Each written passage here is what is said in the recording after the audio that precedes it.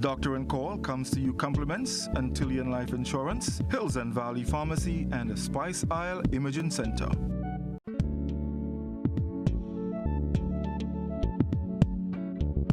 Drug abuse, cancer, measles, diabetes, AIDS, cancer.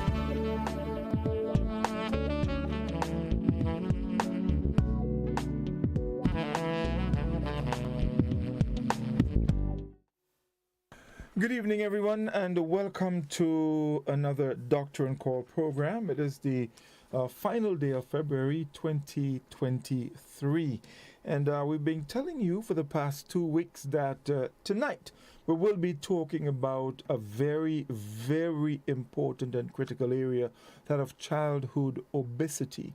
And we know what that can lead to. So tonight we will be discussing this in detail. We have a number of very distinguished guests with us. Of course, Dr. Nixon is here with me. And she will be joined tonight by no stranger to Doctor and Call, but I think it's her first time for the year so far, Mrs. Lydia Brown from the Grenada Food and Nutrition Council. Also joining us, Dr. Jane Noel. Miss Nataly Regis, and a little later on we will be joined by Dr. Dwight Mathias, who also is no stranger to the program. In fact, Dr. Jane Noel has been a program before. I don't recall having Miss Regis on the program, so we are indeed very happy to welcome her this evening. So tonight we're talking childhood obesity. We will look at the causes, in correlation with our diet. And so we would also look at the policies that are in place to deal with that problem. We would also be looking at the physical aspect of it, meaning how we need to keep ourselves active so that we can, prevent obesity, of course, in our children. And a little later on, Dr. Dwight Mathias will share with us what's in store for us ahead, what's ahead based on what is happening now. So at this point, I'm going to invite Dr. Nixon to welcome our guest and also to just give a brief overview of tonight's program, and then we will invite our individual guests to speak on the areas that they're assigned to this evening. So Dr. Nixon, good evening and welcome, and I now hand over to you to welcome the rest of our guests. Everybody says protocol observed. But we will not do that tonight. So good evening. It's really a pleasure being here. I mean, we're thankful that we got to February 28th and we have not had the challenges of the Turkish and the Syrian people. Although I heard we had a little earthquake this afternoon. Did you hear that, Godfrey? Well, I saw a release, but I did not feel Nataly, it. Right? Yes, I did not feel it. It must have been really quiet because I feel every movement. But it was the epicenter was pretty close to us, though. Yeah, it must have been kind of small, though. But yeah, 4.1, 4.1. When one happens, yes. One part of the earth moves, another part is going to move to compensate. So I thank the people, Grenada, for joining us again. We're still in Cancer Awareness Month. And still our biggest challenge, our biggest health challenge as far as the percentage of our population that dies as a result of cancer. Right? Cancer is still the number one killer. About 10% of our population dies from cancer. And maybe it's a good segue into this whole obesity thing. We know that Saturday is World Obesity Day. Not that we're celebrating obesity, but we're going to look at the challenges. I know the Prime Minister is on a webinar with some other agencies, some other people from the rest of the Caribbean. I think it's a Healthy Caribbean Coalition webinar, looking at cancer in general and what is going to happen. So the 4th of March every year is recognized as World Obesity Day. I think it just gives a chance to, to start joke ourselves again and think about what am I doing right, what am I doing wrong? Because what we know is that obesity has become, is now recognized from research as a risk factor for our chronic diseases. Whether you're going to have arthritis, obesity is going to affect it. Whether you're going to have heart, hypertension, or diabetes, we know that obesity makes you at greater risk. And certainly cancer, recently, we've seen obesity as a big factor in all the cancers. So before we step out of cancers, I still want to remind people that this is a good time to remember that we need to get screened. Screening saves lives. It helps us to understand, to figure out early if there's a challenge. And after you screen once, it becomes a good habit. You feel so very good about yourself. So men, check for prostate cancer. Women, breast, cervical. We spoke about large bowel cancer, which is becoming a thing. People who smoke, you have to make sure you're not having any challenges. And of course, the other cancers that are around. We spoke about leukemia last week.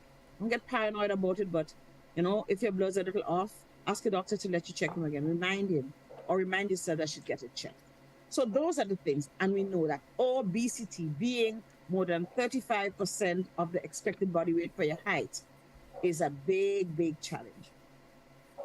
In looking at obesity, however, we want to look at childhood obesity in particular, because they say obese children make obese people. And so tonight's panel, which consists of Mrs. Lydia Brown, and like Godfrey said, it is no stranger. She's our dietitian extraordinaire. She has a lot of experience. She's worked on policy development. She's worked on policy implementation for against childhood obesity, just so that our children can be healthy, worked in the school, worked in other places. She has been there working to ensure that we take the reins. We, all of us Grenadians, mother, father, auntie, granny, cousin, people in the office, people in school, whoever it is, people who prepare foods on the road. Everybody hold on to the challenge, hold on to the things that make us obese. Take care of the situation that makes us obese. So Lydia's going to bring her part. We have Nataly Regis. Nataly is a sportswoman extraordinaire in her own right. Great swimmer. She leads the swimming program in Grenada, but she also works within the Ministry of Health as a sports officer. I know Nataly personally, and that she's passionate about children being active. There's a new sports policy. Maybe she can speak to that, but I know about her passion, especially when it comes to children's health. So I want to welcome Nataly, who's here for the first time. We'll be joined a little later by Dr. Jane Noel, who is the chairman of the Chronic Disease Commission, which is a CARICOM stipulated entity to help guide the government in relation to managing chronic disease. She's actually is taken over from Dr. Damian Graves, who has been here on this program in the past.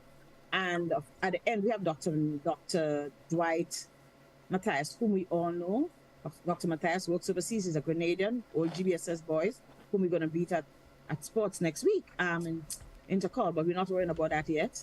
But Dr. Mathias will join us later, because what he says is at the end of the road, what happens when you're not able to control our obesity, that thing that begins with childhood. Right. So I want to welcome all of you, and I want to thank you for agreeing to be on this program. And I want to thank you for coming and share with Grenada the things that we really need to hear. And I want to tell our people who are listening to us tonight, listen, remember you have to learn something new, one thing new, at least one thing new, you have to apply to your family. And I want you to notice my t-shirt that I'm wearing tonight speaks to all kinds of cancers, and there are lots of them. So we're all going to be aware and make sure we support people who are at risk for and who have already suffering from cancer. Right. So Dr. Nixon, before we bring on our guests, we just need to take a short break for our lotto draw. And when we come back, we would open and probably start with Mrs. Brown. So stay with us, folks. We just take a short lotto break, and we'll be back with you in just a moment. AIDS. Cancer.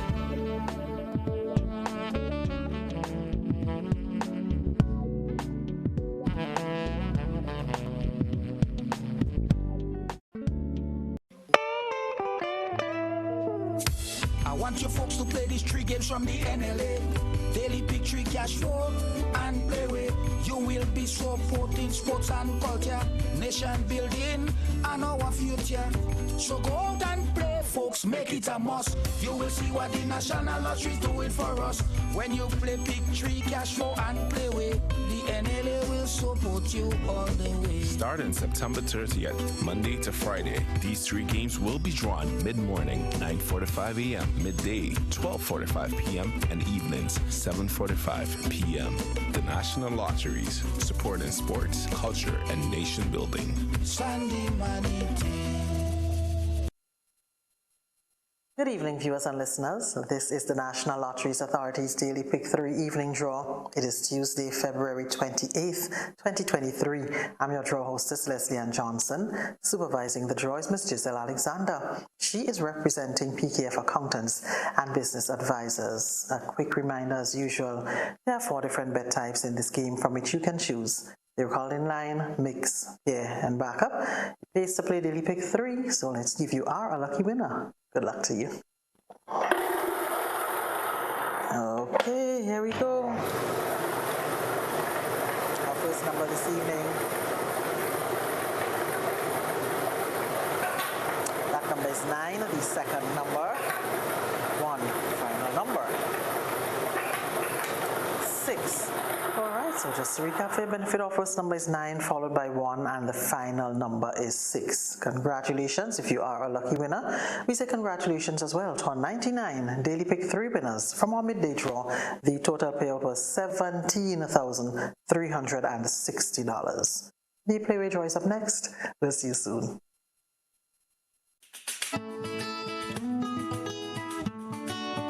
Do you know, when you play the games of the National Lotteries Authority, you are supporting sports, culture, and nation building in Grenada, Carriacou, and Petit-Martinique?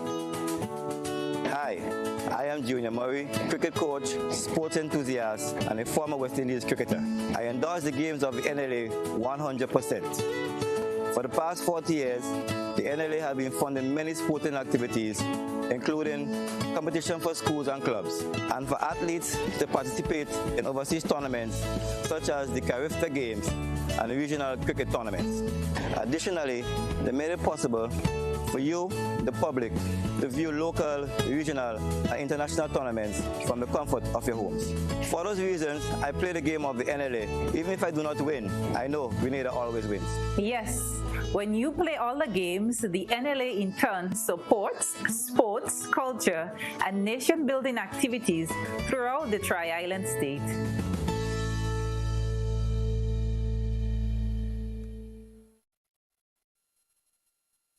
Hello once again, this is the National Lotteries Authority's Playway Evening Draw for today, Tuesday, February 28th, 2023. I'm your draw hostess, Leslie Ann Johnson.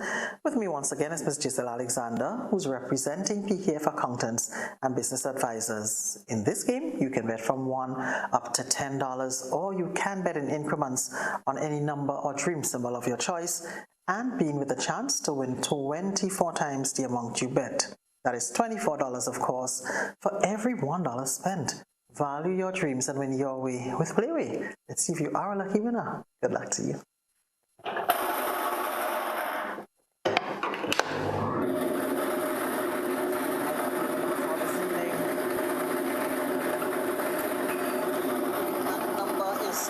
Once again, our Playway number is 2 and the dream symbol is fish. So congratulations if you are a lucky winner.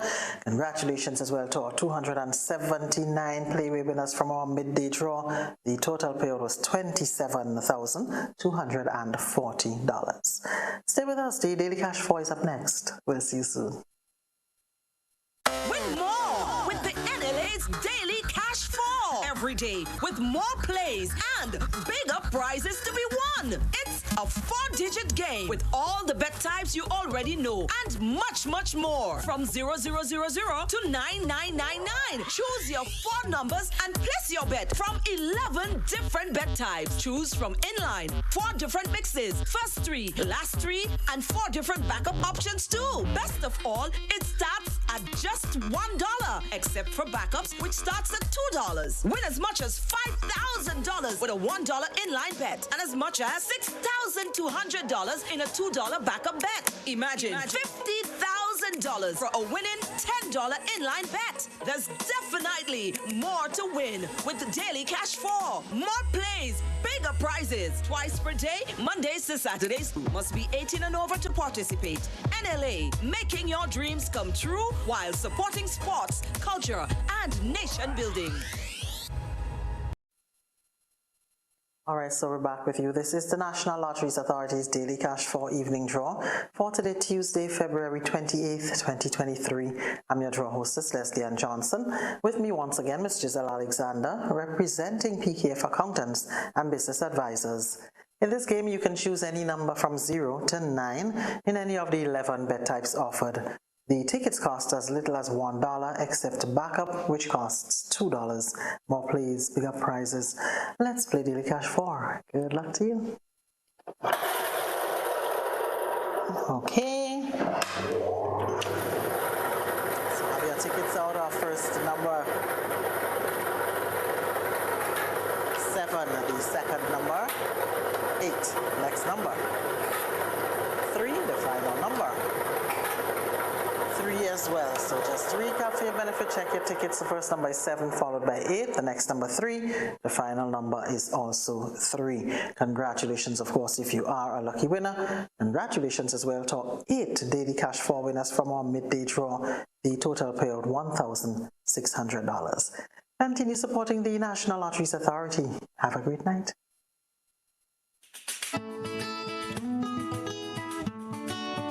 Do you know, when you play the games of the National Lotteries Authority, you are supporting sports, culture, and nation building in Grenada, Carriacou, and PT Macnic? Hi, I am Junior Murray, cricket coach, sports enthusiast, and a former West Indies cricketer. I endorse the games of the NLA 100%. For the past 40 years, the NLA has been funding many sporting activities, including competition for schools and clubs, and for athletes to participate in overseas tournaments such as the Carifta Games and regional cricket tournaments. Additionally, they made it possible for you, the public, to view local, regional, and international tournaments from the comfort of your homes. For those reasons, I play the game of the NLA. Even if I do not win, I know Grenada always wins. Yes, when you play all the games, the NLA in turn supports sports, culture, and nation-building activities throughout the Tri-Island state.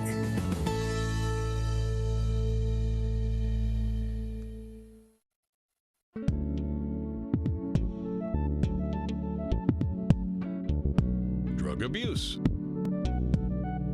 cancer, measles, diabetes. Welcome back, everyone. It's Dr. Uncalled, and in case you just joined us, we're talking tonight childhood obesity. We also want to say a very special welcome to our friends on our Facebook page and our YouTube channel. Of course, those of you viewing on GBN Television and K105 FM as well, we are indeed happy to have you. All right, and for those of you on our Facebook page and YouTube channel, we encourage you to share the program so that other people can actually get this very, very important information.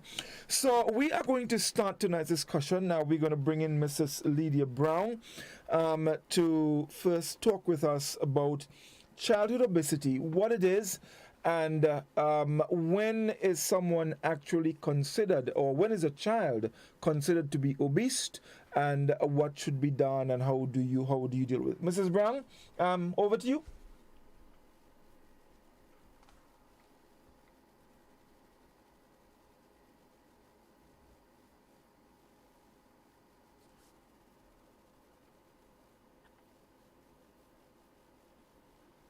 Mrs. Brown, are you hearing me? Are you? I'm hearing now. Right, yes, okay. So, yes, so we'd like you to share with us, what is childhood obesity? When is a child considered to be obese? And, maybe you can share some of the things that are done to probably get a child there, and also what can be done to get a child out of there or not getting there. Okay. So with childhood obesity, we do a screen like we do for adults, where you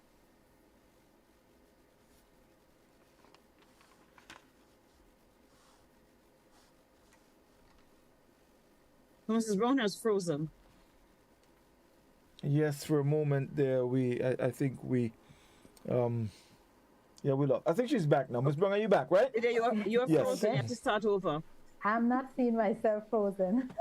All right. We can see you. Go ahead. I'm sorry about that. Yes. So with the children, we weigh them and we get their height. Let me first say good night to the public and to the panelists here tonight. So we take their weight and height and we're able to calculate a body mass index. However, we do not use the number that we calculate for the body mass index. We are able to use it to based on age. Whereas for an adult, you do weight and height, you get a body mass index. Age is not considered. For the children, the age is considered. And so we're able to use that. And then there's a graph that is used.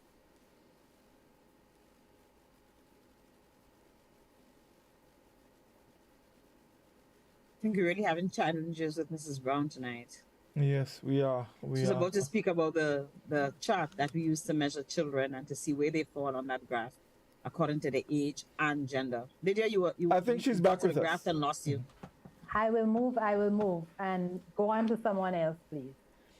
Okay. So Dr. Nixon, yeah, you can probably come in and Ms. Brown will sort out issues there. Yes. Mm-hmm. So, Mrs. Brown, I think you should sign out and sign back in. So,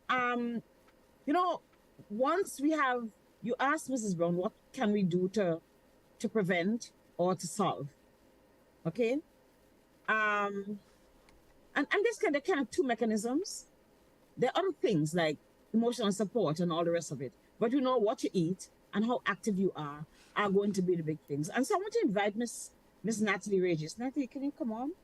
Your camera's still off. I'm going to invite Miss Regis because she has been quite passionate in speaking in her work. Nataly? Nataly, are you with us? Oh, yes. Yes, I am, yes. And in the garden too, that's nice. Well, it is thank you for being with us. And this is the first time on this program, I know. Thank you for being with us. And I'm going to ask you to share your views and your passion about keeping our children physically healthy and the national plans for keeping our children particularly active, whether at school or home or in the community. Most definitely. Well, we've heard of the new policy that has been unfolded, the sports policy that is, and it definitely wants to encompass PE at every level. So that physical education, where the children are outside at play with structured activities to keep them, active, yes. And we know why we need to keep them active, of course, to prevent any kind of chronic illness in the future, but also to develop a lifestyle. And once we start at a very young age, we know the children will continue because it's part of them. And in the ministry, we're pushing as well to get as many PE teachers as we can, because right now we don't have sufficient. So there's a massive program and a massive drive within TAMCC to get PE teachers in every school. Currently, we've worked to get even our own coaches into the school. So it is very, very critical that our youngsters are involved in physical activity. And even just playing, within the community. I know in Fontenoy here, we have quite a lot of activity. We have the football, we have the swimming. We have so many activities just to keep them active. And I know in many other communities, that's actually happening as well.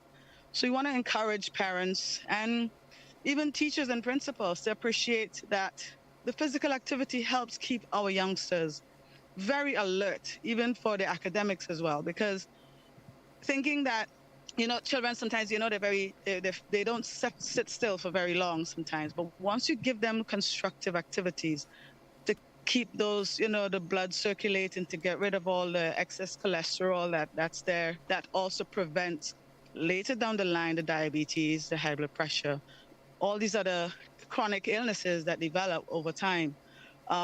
We can definitely tap into and solve a lot of those medical problems that persons encounter later on. a lot of the other activities that we have on, or free learn to swim that we've given to everybody. And it's not just, a physical activity, but it's a life skill as well. So it's something that we see that's critical for the nation on a whole, to develop individuals who, of course, can handle different situations, whether it's conflict, even socializing, which is a massive aspect, because now we hear about even the mental illness that's happening. And a lot of it is because children are not, and even individuals on a whole, are not as active or involved in a lot of physical activity that has to do with a lot of socializing and solving issues and being alert and being fit. And of course, you keep fit, you look good, you feel good, the confidence is there. And we have a healthy nation that will definitely propel us into the first, developing into what we will say maybe a first world country eventually, I think. So Nataly,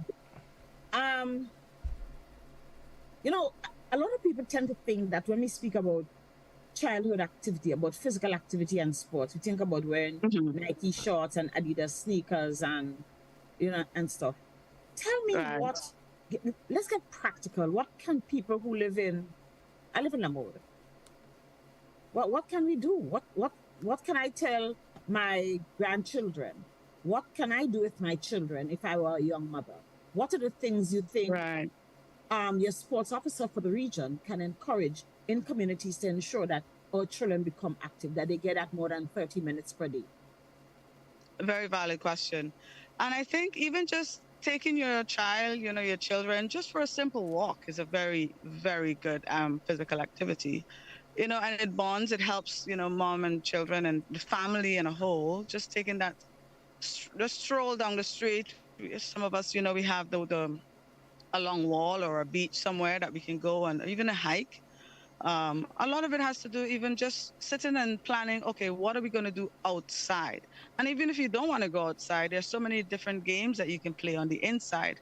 Back in the day, we had, Ring Around the Roses, a pocket full of all these simple, back old school nursery rhymes or even activities that getting the children up and about and moving.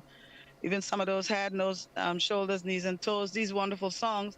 And getting it, even, the Chinese skips and the hopscotch, all those traditional games, I think we need to bring a lot of those back. And parents need to incorporate it as part of their bonding as a family activity. Just going out, once again, I would mention the swimming. And even within the ministry, we have lots of programs. The table tennis, that's at the Tower building in Tantine. Persons can get involved in that. And even a lot of basketball and netball activity within the community. So it is to get, if persons don't know or, have an idea of what activity exists, they can even call it within the ministry and find out, what activity do you have in this community? And the number within the Ministry of Sports is 440-6917, and find out, you go out and you research and find out where are those activities being held, and incorporate. And if you don't know how to, come up with some of those creative games or traditional games. So that's what I would encourage individuals, moms and dads, and so to get involved with. Even gardening. It doesn't have to be, getting out there and plowing the soil and planting and getting children involved in growing what they're going to be eating in the future. It is a form of physical activity, and highly endorsed it. One more quick question. I know you say you're going to train PE teachers, and I know they're community sports officers, right? Are you going to be included in the program of their instruction and preparation to go into the public? Is the issue of health and preventing obesity and disease going to be something that will be included in their program, their capacitation programs? As a PE teacher, yes, that is part of the training, to understand what you eat and how to advise individual to have balanced meals, and based on, the amount you eat and the amount of calories, you have to try and balance it off in terms of the physical activity. So yes, that is part of the actual training within TAMCC, to get individuals PE teachers knowledgeable on what they're imparting. Yes.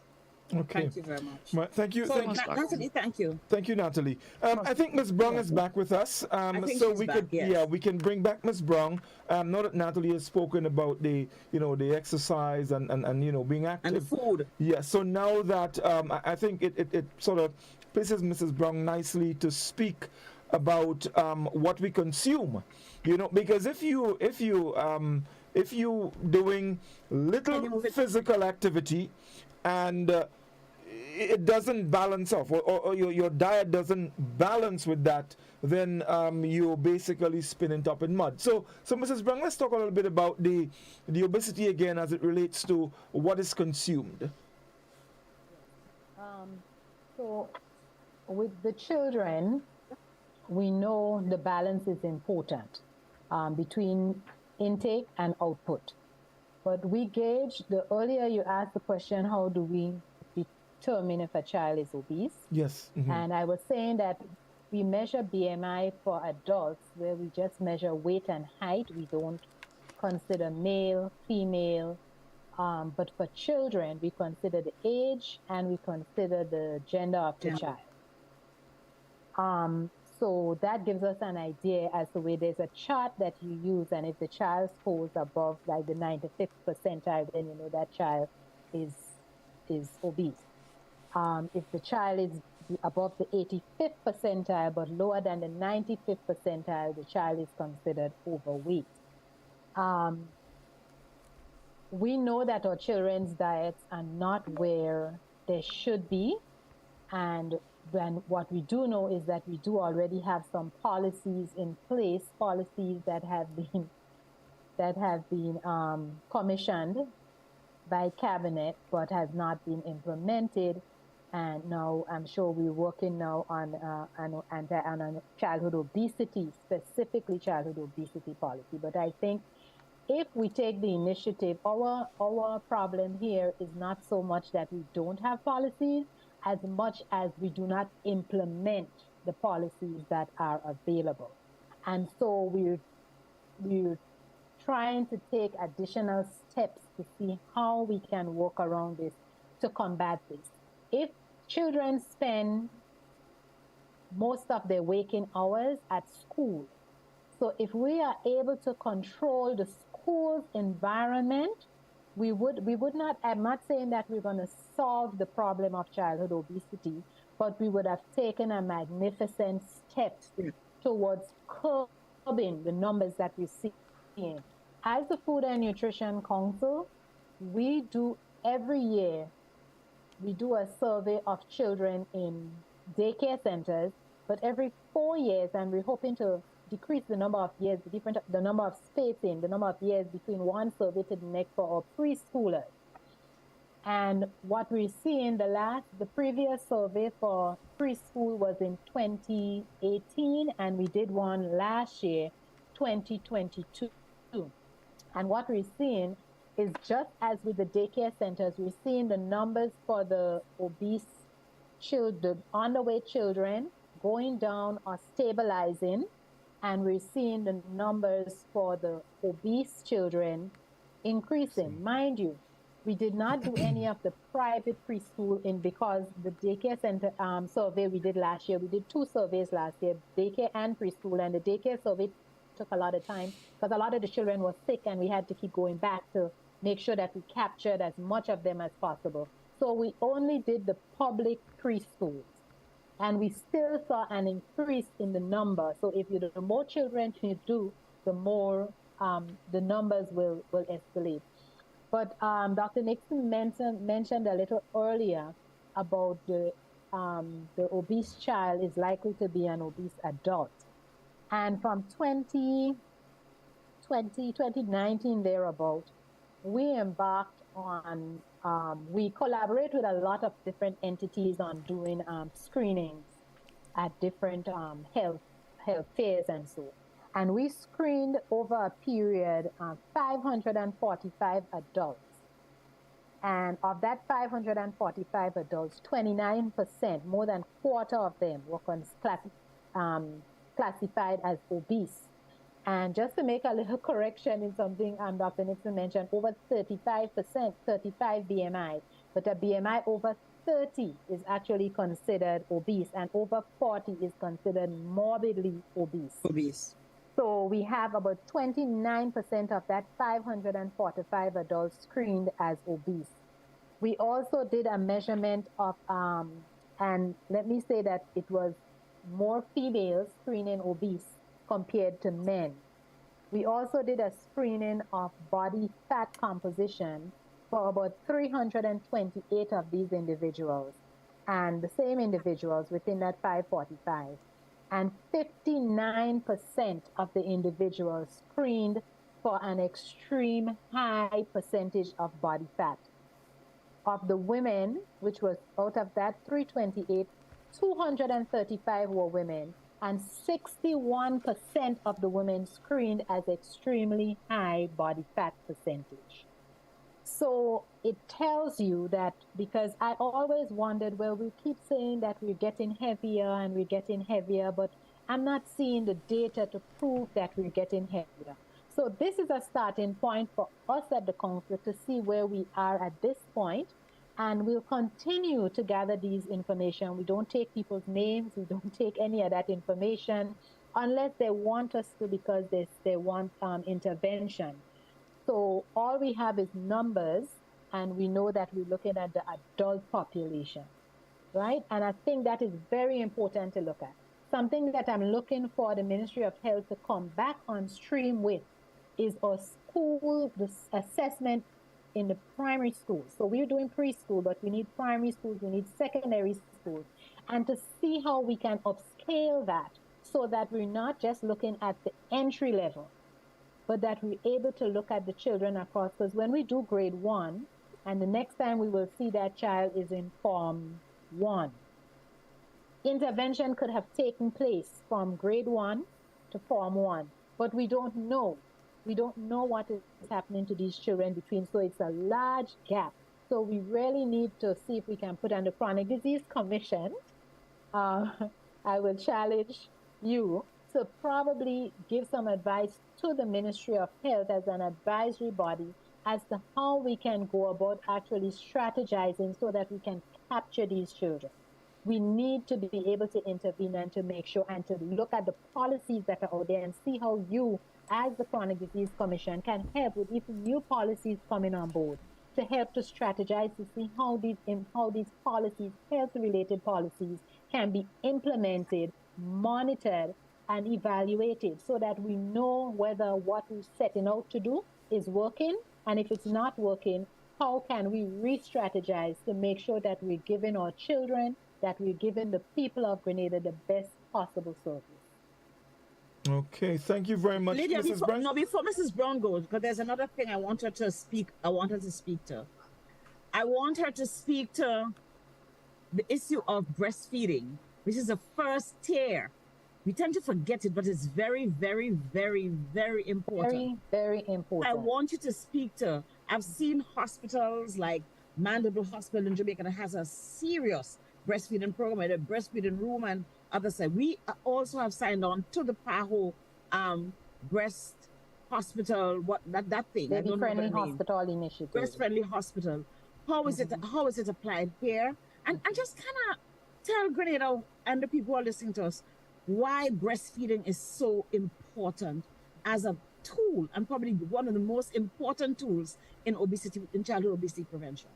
Well, I'm so happy that you mentioned that, Dr. Nixon, because, you know, the feeding a child from birth to 2 years is of utmost importance, because that's when that child, the brain is still developing, the child is getting that, it's like getting the foundation, and breast milk gives that foundation.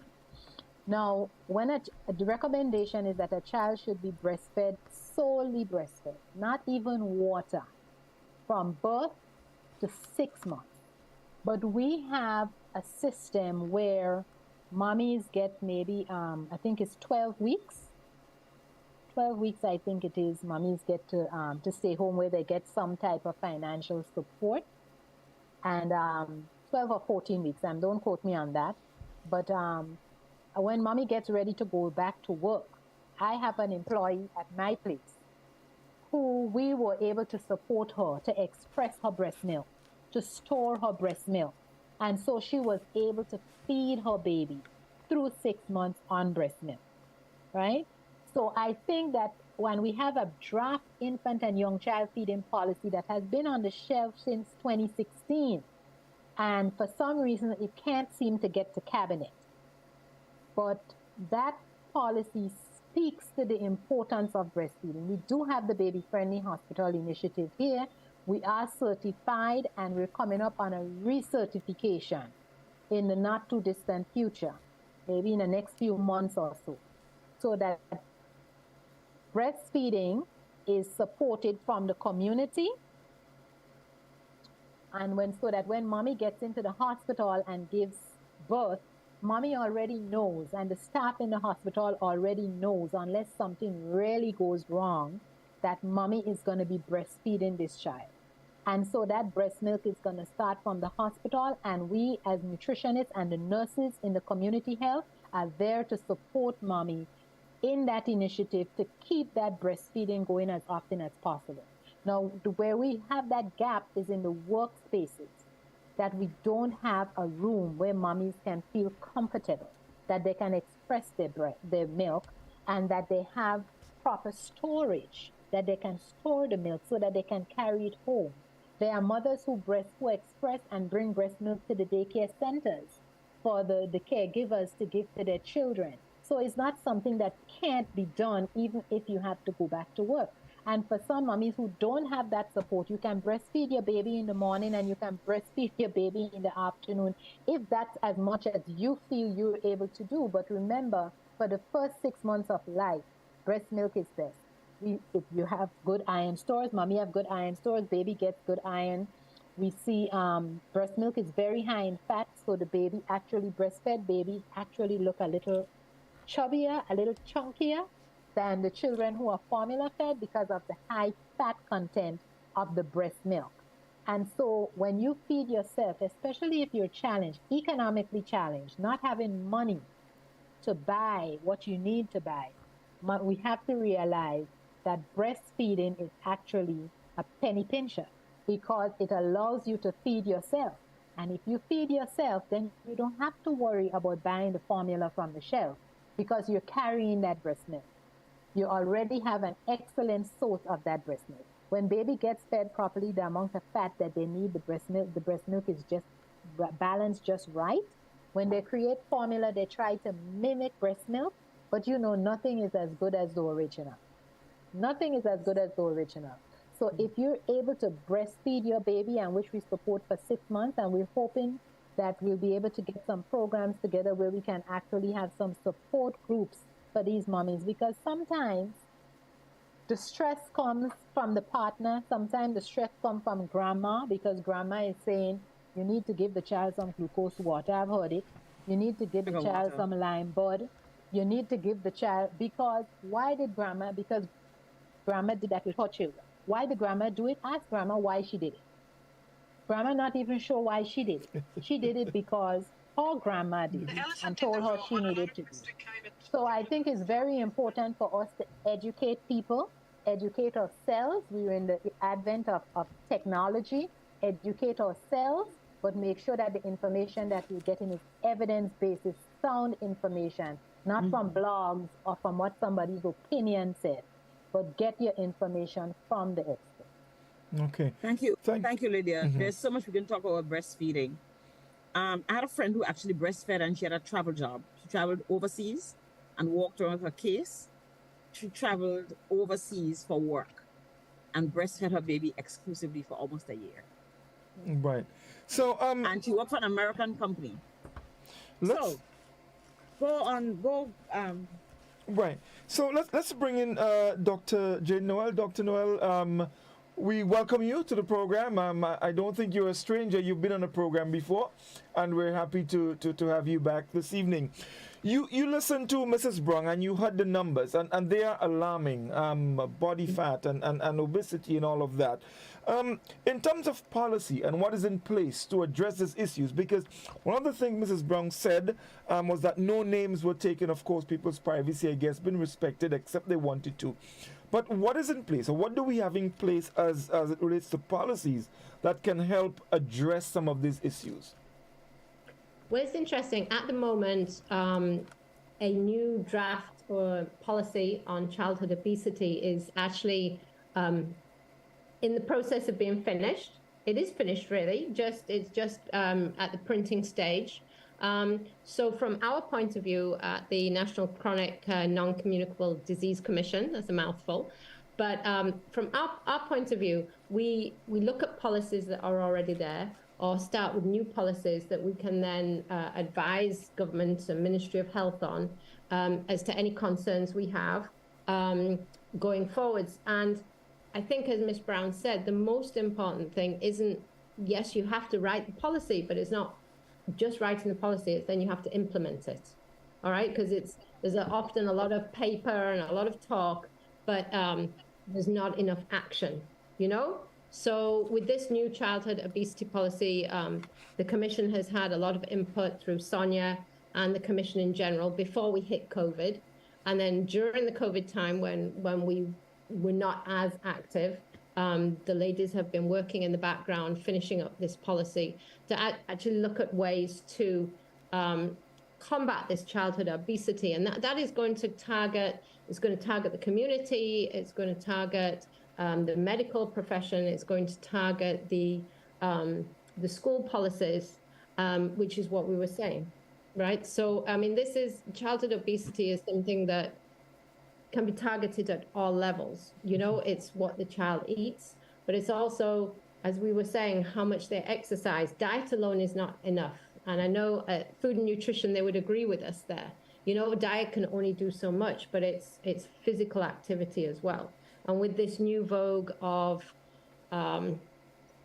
video games and PlayStations and Xboxes and all these things, whereas Nataly was saying children used to go out and play, they would be in the yard all day, every day. That is not the case anymore. They're arguing for more TV time and more game time. They're becoming less active.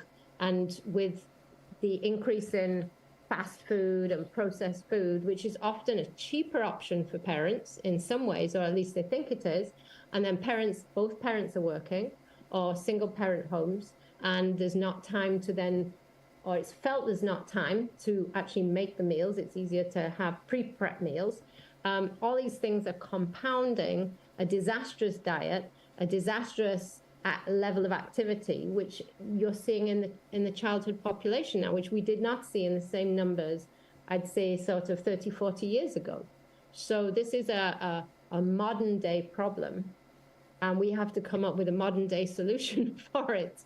And that may be the concept of going back to basics. We talk about going back to basics, but the policy is really going back to basics, going back to what in our hearts we know is the right thing to do. And what Nataly was saying about having families together, this policy is, you know, it can have a far-reaching effect because, you know, families are often fractured. Parents don't have the time to spend with their children. You see that in children's behavior. And the concept of families exercising together, families playing games together, that all comes into it, you know. And, you know, we were talking about mental stress and mental health as well. That's going to be a big push for the ministry this year, is mental health and wellness. But you can see that the stresses on our youth are enormous these days, right? Through social media and pressure through social media has an effect on our children, the pressure of exams. And if children do not have an avenue to let off steam, you're seeing depression. Depression can lead to overeating the wrong thing. It means that they give up on things. And it's a horrible cycle, you know, and you're seeing suicide in youth when it comes to exam times in every country, and Grenada's, you know, not exempt from that. And, you know, you could say it's a whole cycle. All these things are linked together. So the policy has to target all these areas to bring them all in line. Right. Thank you, Dr. Noel. Dr. Nixon, I want to come to you. Actually, I want to bring you in here in the discussion because we're going to take a break in about 5 minutes. But Dr. Noel mentioned a number of things about going back to basics. But when it comes to diet, there is one fundamental factor that comes into play: cost. Good food is expensive. Strangely enough, and I'm telling you this based on what I've seen, experienced. A lot of the children who are obese is because of probably their spending power. A lot of parents find it easier to give their children $10 to go to school, so their bags are always filled with sweet biscuits, their Pinnacles, and all of these things. Let's talk a little bit about Dr. Nixon. You're muted. You need to unmute a bit. I'm sorry. So I'm sitting here and I'm saying, boy, maybe this panel needed to be a little wider. I'm serious. I'm saying, where are the employers? I'm saying, where are the unions that mobilize workers and help them to formulate how they live? I'm saying, the service clubs, the people who support. The truth is, and it's been mentioned more than once. Welcome, Dr. Mathias. Mathias, yes. It's been mentioned more than once. The whole reality of this has to be an integrative program. And probably that's where the Chronic Disease Commission comes up, because it kind of umbrellas most of the organizations that will work towards this. Okay, work towards obesity as a challenge across the lifespan. If you're 8 years old and you're obese, you can't walk around in it. If you're 8 years and you're obese, you're probably hypertension and diabetes and all kind of crazy stuff going on. We know that there is a thrust to change food and to tell people what is best. And maybe that was Lydia's thing, but I'll tell you. One of the things that we know about, we've spoken about it here already, front of package labeling. How can you encourage people, right, what not to eat? You just talk about sweet biscuits. Sweet biscuit cheap enough. Sweet biscuit very cheap. And we notice that the things that are not good are very affordable for the most part. But guess what? Peas and beans are relatively cheap, but we don't promote it like we promote sweet biscuit. And you know that R word that I don't like, the ramen. I wish we could follow Mexico and ban ramen. Mexico, you're not allowed to sell ramen. You can import as much as you want. That doesn't bother trade laws, right? But it's banned. And the use of sugar-sweetened beverages, the Barbadians, just say no sugar-sweetened fruit and beverages in school as of April 1st. And that is no tomfool plan. That is policy that's based in a legitimate setting. We have laws that can ban the sale of sugar-sweetened beverages in our school. And that's the first phase. Because in that country, certain local restaurant, actually provides lunch for a lot of the schools. Think of it. So what they get? Fries, white potatoes, which I think should not even be sold anywhere.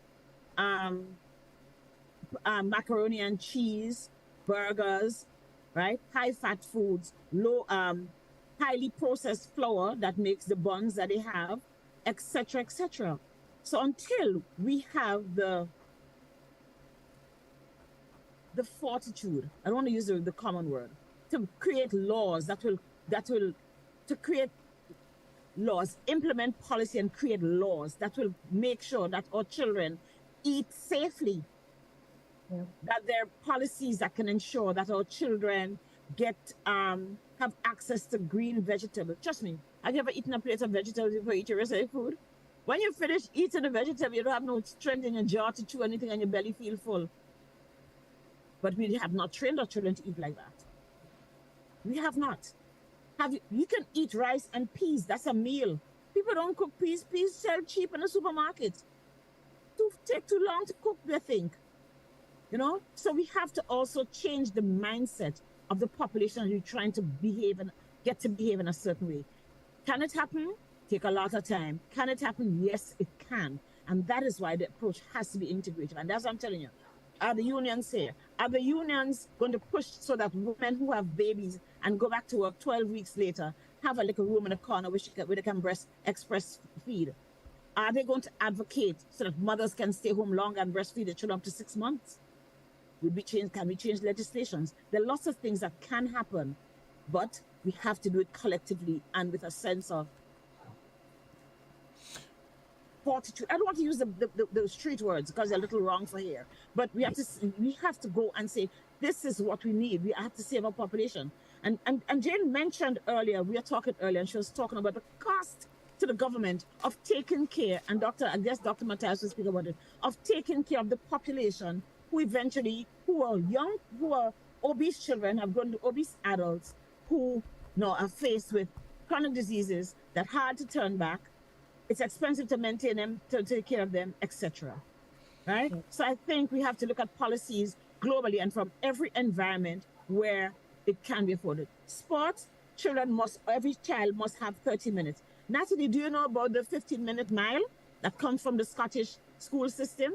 Where children just have to run for 15 minutes. Go and run. If you can run fast, if you can run slow. After you run up and down for 15 minutes, you've probably ran a mile. Children lost weight. They didn't sleep in class after break time. They didn't even stop to eat break because they were so happy to go out and play. And they lost weight and they were more alert. So we have simple, inexpensive things that we can do, right? But we have to do it together. Parents have to be in on it. And parents need to get in on it, right? They have to get in on it. That's their responsibility. Right. Dr. Nixon, thank you very much. So let's take our final break. When we come back, we'll invite Dr. Mathias. Stay with us. We'll be back with you in just a moment.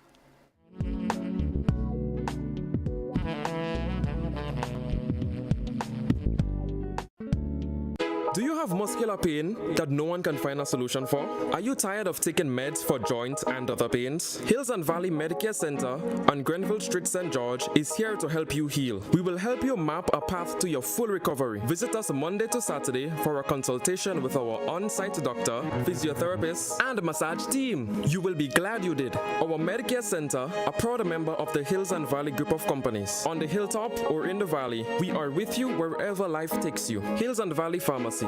Your health is our business. Believe in our strength, we'll stand by you. Protection from all perils, big and small. Reassurance we give, it's so clear to see. Peace of mind, that's our service guarantee. We look after all our family. Yes, we do at every opportunity. Antillean Group, underwriters of all classes of insurance solutions for your protection and investment. Live well financially. Here is a little known fact. There is only one place in Grenada that you can get an MRI scan done. That place is Spicile Imaging Center. Yes, Grenada, that's the truth. Other centers could offer you other scans, but Spicile Imaging provides an authentic MRI scan. Here's another little known fact. Spicile Imaging has 3 centers. We operate at Grenville, the Carnage, and at the Ocean House, Grandlands. We provide the widest range of laboratory tests and services. CT scans, x-rays, mammograms, ultrasounds, and a host of other services. We are fully staffed by a team of family doctors and specialists. Call us today at 444-7679 or 440-1500. or visit any of our 3 locations. Spicile Imaging, from seeing the doctor to getting lab tests, scans, and pharmacy services. We are here to take care of you. Your life is yours, your future's in your hands. Your body is yours, that's why you need a plan. You gotta plan your family, avoid HIV, get the education. from the Grenada Planned Parenthood Association. We offer STI screening, gender-based violence counseling, prenatal and postnatal checks, injectables, condoms, pap smears, and other sexual reproductive services. Open Monday to Friday, 8 a.m. to 4 p.m. De Pointe Street, St. George's. Whether male or female, it doesn't matter. We're here to make your life better. Grenada Planned Parenthood Association. For appointments, call 440-3341. A GPPA clinic may be in a health facility in your area. Information can be found via Facebook at the Grenada Planned Parenthood Association. Clinics are in partnership with the Ministry of Health and GrandChap. This ad is sponsored by Canada Fund for Local Initiatives.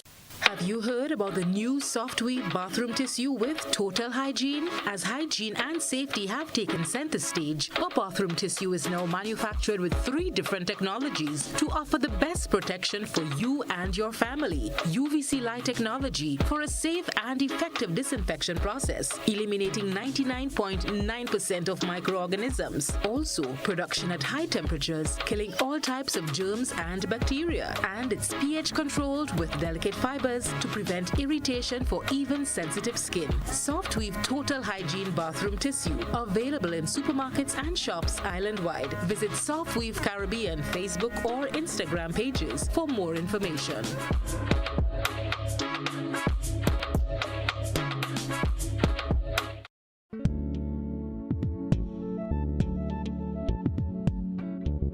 Drug abuse, cancer, measles, diabetes, AIDS, cancer.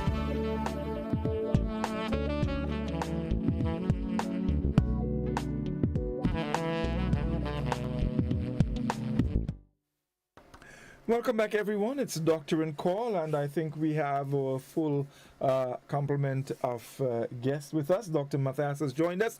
Dr. Mathias, no stranger to this program. We welcome you. We're very happy to have you. And I'm coming to you right away. Dr. Nixon made the point that we need to save our population. All right? We need to save our population. Let's talk a little bit here about obesity. One, as it relates to chronic conditions, and 2, obesity as it relates to cognitive ability. What's the relationship there? What's the correlation between those? Dr. Mathias. First, I want to thank you for inviting me tonight and to the panel for your wealth of information dispatched so far. I'm going to come from a different end in terms of obesity. Remember, the brain plays a critical role in appetite. And when we think about appetite, we are not really thinking about just hunger. The question is that and we know that there are 3 biological processes regarding appetite. 1, are you eating for pleasure? Are you eating because you're hungry? Or are you deciding to eat? All those mechanisms have hormonal influences, and that is trained through times, or it could be related to many factors: environment, behavior, genetics, and as I will say, the appetite signals. We are processed, for example, as humans, to conserve energy. We call it metabolic adaptation, that we have blueprints to conserve energy. So if someone loses weight, the body has hormones to create hunger, to create less fullness. And that's so important to understand as we study more about obesity today. So in regards to obesity, as has been alluded to before, it's a chronic relapsing disease. It's a chronic relapsing disease. So there got to be a continuum of preventative steps, action, to prevent the complication of diabetes. And there are over 80 conditions related to diabetes, obesity. One is diabetes, hypertension, sleep apnea, infertility, cancer, osteoarthritis. The list can go on and on. And in addition to that, with obesity, remember, there are genetic conditions that can cause obesity. In my profession, I see some kids with Prader-Willi syndrome. These folks are just obese. They will eat anything in sight. And there are patients who have leptin deficiency, which is another hormone, that these patients will just be obese. We have conditions as endocrine problems like hypothyroid that will allow you to gain weight. There is medication that can contribute to weight gain, like prednisone, or even insulin therapy can cause weight gain. So when someone presents in increased weight, a high BMI, which is the term we use to measure obesity, we have to take into consideration the history, and that plays a very important role. So now, as I heard part of the conversation with the kids, if they are trained, they're conditioned at an early stage to eat high caloric foods, lack of activity, etc., what will happen as time go along and they increase in weight, the BMI goes up? They transition to my clinic, to the adult clinic, where we see all these complications, and we have to deal with the complications. So therefore, we have to adjust at a childhood stage, proper eating attitudes, basically. And I'm sure the nutritionist, Ms. Brown, alluded to that, and others have talked about that. In my clinic, when the first thing I observe, if someone is overweight, trending towards obesity, we have to address it because that plays a very important role in the disease. If I don't address that and just treat high blood sugars and not approach their obesity, then there is a problem. I will not get control the way I should. So obesity itself is a complex, and the term we use, polygenetic, the term we use, heterogeneous, just to say how complex it is. Because if it was not a disease, why, when someone loses weight, they regain it? Why would that person, eat and get that weight back? So you have to really think deep about obesity and address it aggressively, because of the cost involved in treating obesity is tremendous down the road. Think about this. 30% of our adolescents are obese throughout the Caribbean. 30%. In Grenada, 30% plus of our adolescents are obese. How are we addressing that? And it's a major problem that needs to be addressed, and I'm very pleased that that's being discussed here tonight. So if I didn't answer your question in the midst of my premise here, please ask it again. I was asking a bit about in other words, what can obesity do, or how can it interfere, one, with someone's cognitive ability? And of course, you did mention about the chronic conditions and the relationship there. So that part of it is taken care of. But in terms, I remember Dr. Noel earlier mentioned something about suicides when children get to exams. And that is very, very important. So does obesity interfere with one's cognitive ability? Yes, it does. Because think about how isolated they become, within their classmate. Even on let's say using public transportation, someone comes into the bus. Look at the remarks that we made. How they are isolated in our environment. Obesity, there's a strong relationship with depression. Because many of these folks, and yes, we can look biologically into that, at the hormonal level, Those patients very high in cortisol level, and high cortisol level leads to depression, etc. So there's lots of, as I said, interaction. There's a multi-implicit obesity is, that is involved. So yes, obesity can cause cognitive dysfunction. Okay. Definitely. Thank you very much. Too, we live in an era where what you look like, yes, is so very important. Yeah, what you look like, the images that you're told that you need to follow. You must look wafer thin. You must look, you must be able to not have cheeks. You must be able to look X and Y way, right? And you need to be functional at this level. And you must be involved in this group because you look that way.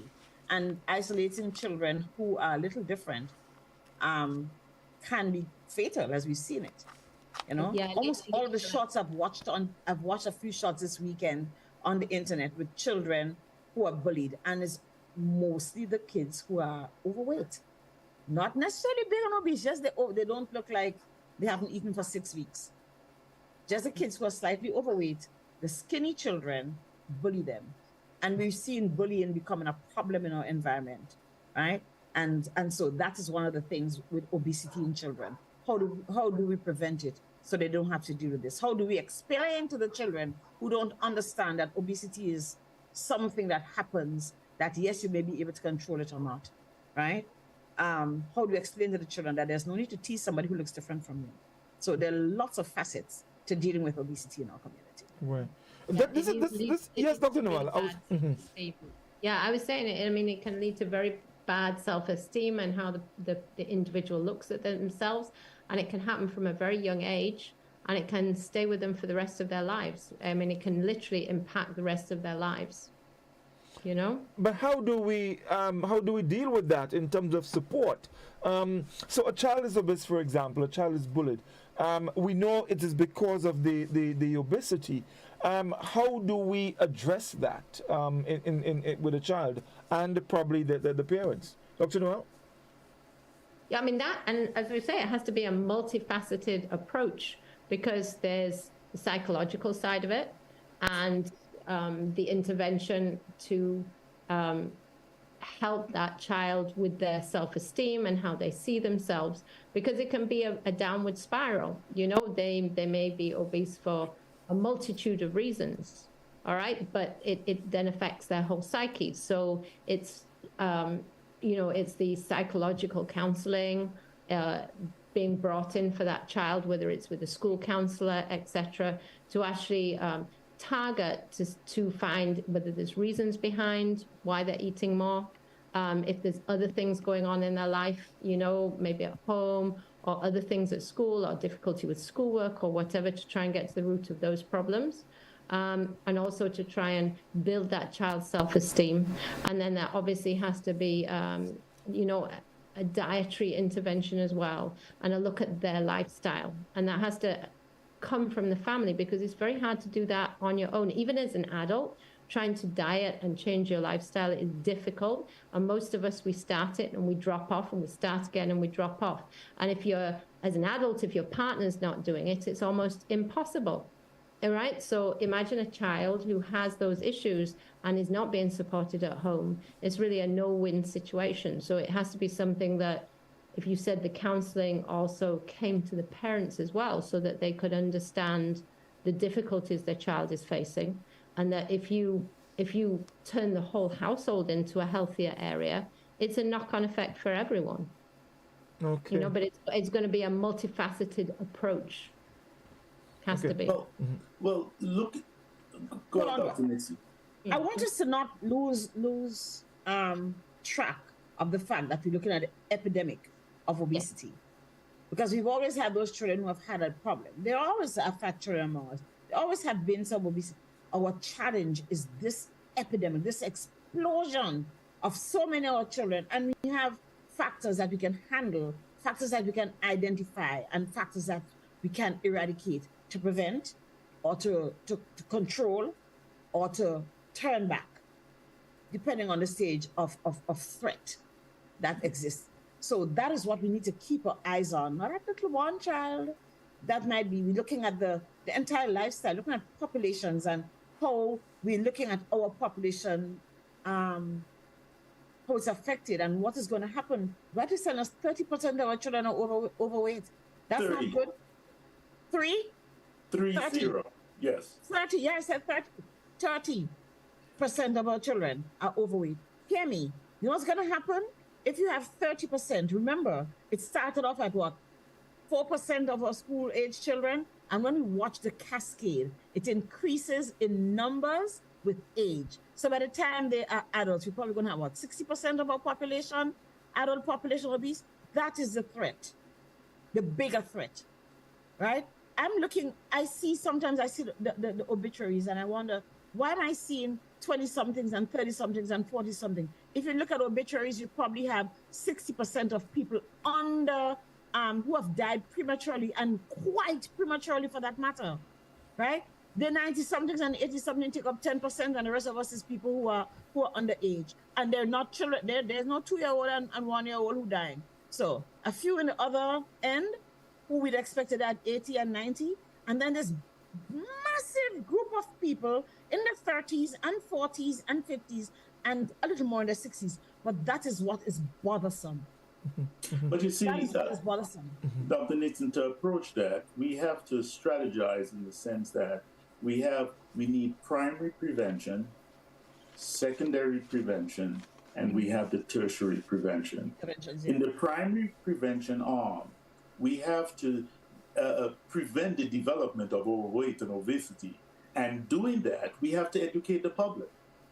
Like forum like these, we have to educate the public and thereby modify or build environment that will help prevent the diabetes and promote the healthy eating and regular physical activity. That's the primary prevention that we have to address. And in regards to the secondary, basically, well, here again, this is where the nutrition comes in again. And if there is a serious problem with comorbidities, let's say diabetes, hypertension in these kids, we may have to use medical intervention to help these kids. And forbid that the person become morbidly obese and you have tried your utmost best and you can't, then you have to start thinking about the gastric bypass, to help these stuff. But we are not there. We want to stay at the primary. And educate, have forums like these, and talking about exercise and proper eating habits. You have to remember this too with weight loss. It should be gradual because you don't want that rebound. Some folks may say, I want to lose 5 pounds in, let's say, a week or therearound. I always say, give me 2 pounds a month. That's how I speak to just give me 2 pounds a month and gradually. And we will talk about calories intake, proteins, the level of activity, etc. We have lots of roads in Grenada. When I visit home, I don't see much people walking anymore. No, we afraid I see a line, right? We afraid busman, okay? Right in front of the high caloric places. That is one, and I think I know looking at the sports policy, that they're looking at creating spaces in communities, and I think that is so important because I'm a walker like my dad was, but I'm afraid I used to walk in the afternoon, but so many people have said to me, "Are you crazy?" The way the traffic is, we have so many more cars on the island, and I know that I've had a few misses, and I just said, you know what, I have to stop with the road. It's not a cause, it's an unconscionable driver. It's something that I love doing, but I have to stop and find another way to get that done. As kids growing up, we know they had soccer matches going on in the neighborhood, cricket matches. Dr. Mathias is from Belmont. We had up the road playing, down the road playing, middle Belmont. We had so much of those kind of things going on. I'm not sure some neighborhoods do still have it going on, but I don't think it's at the magnitude as it used to be, the competitiveness between different neighborhoods and creating that kind of thing. When in Bermuda, I know on the beaches, at least on one of the beaches, they have so many volleyball nets. And you see in the afternoons, all the people from the different entities go there and they have competitions and, these kind of things. If we put things in places, I think strategically, where people can utilize and be safe, it's very important that people are safe when they're doing these type of activities. I think people would take advantage of it. But we go to school, we have sport once a week, and that's about it. We can't wait but we watch television for how many hours in the week? So as they say, it's a multiplicity of things that has to be put into place. We can't do everything one time, but I think the schools are a very good place to start. The daycare centers say to the parents, you can only bring water and fruit. Then they go into the preschool. Some preschools carry that over, and some don't. And by the time they get into primary school, money in the pocket, they're buying the thing. If you say that they cannot come onto the school compound with it, yes, I can guarantee that would decrease the amount of the consumption of some of these things. Right. If we say that people selling within such a proximity to the school cannot sell certain things to the children. If you want to sell it, you can sell it to the people in the neighborhood, but not to the children in the school. Or when the children came into school, I went to a high school in New York where when we went in, that's it. You stayed in until school was finished. You didn't get to go out on the street and down the street to buy something. You stayed in the school because you came into the school and you had the responsibility of the school. The principal and the teachers in the school, you are now their primary, you are they are your primary caregivers. And you don't get to go out. Here, the kids get to, in some of the schools anyway, they get to leave school and go across the street and down the road, and anything can happen to them during that. Some of the schools ask for an excuse actually, if they have to leave. The parent actually have to give them permission to leave the school. I know when my kids were at St. Joseph Convent, it was like that. And so maybe some, little, we have to take small steps because we know we wouldn't solve it all in 2023. But in 2023, we can make 2 or 3 changes that can work towards making that difference. Right. I want to bring in Nataly here, Dr. Nixon. Nataly, we talking a lot about schools and what is happening. Does the school system, the physical education programs in our school system, are they effective enough to help create or start the process of bringing about that change in our children? Ms. Brown mentioned that sports is once a year. Cricket is hardly played nowadays. We hardly hear about football. Netball in schools is something of the past. So as it relates to the school system and physical education, is it enough to play their part? I think it's a very good start. It hasn't been completely implemented yet, based on what I mentioned before, because we don't have PE teachers in all of the schools just yet. It's a very good start to continue initiate, I would say. But we've had PE in the past. So it's definitely a sense of continuing and definitely educating our youngsters on what are the good things to eat in terms of grow and eat and grow what you, how do you say it again? Grow what you eat. Eat what you grow. Given the eat what you grow and grow, well, yes, definitely along those lines. Getting our youngsters to understand that. I think if more parents started doing that, I think because children, they would be, because they are so fascinated of the whole transformation of maybe a plant from a seed to a plant to then being able to eat what you actually planted, definitely will help these youngsters to eat healthy and make healthier choices. And that has to do with, just talking to them and that discussion that takes place. Getting them physically active, whether it's by gardening, getting out into the outside. Yes, it's 45 minutes, but it is, when you look at it, the children, they have so much fun when they are a part of these activities that they want it to continue. And it's not just for that moment. You teach them a game and you encourage them to play that game with their friends, with their family, when they go back, within their community.